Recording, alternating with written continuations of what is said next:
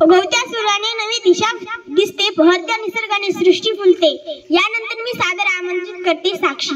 हरित क्रांती, धवल क्रांती व पंचायत राज्याचे जनक वसंतराव नाईक यांना जयंती निमित्त विनम्र अभिवादन.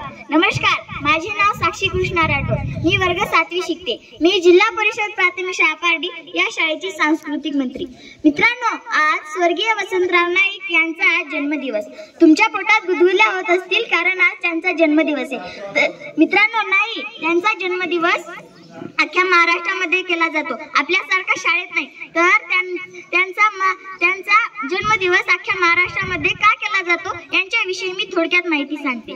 मित्रांनो,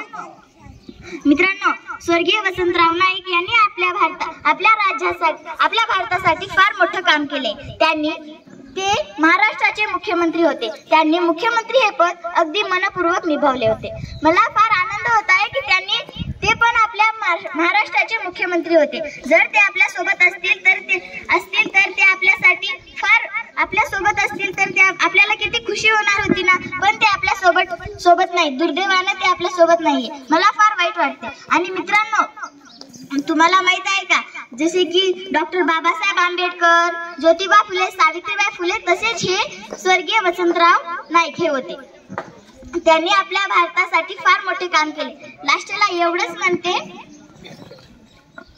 महाराष्ट्र के गौरव वसंतराव नाईक का नाम, किसान हित में किया आपने महान काम. धन्यवाद.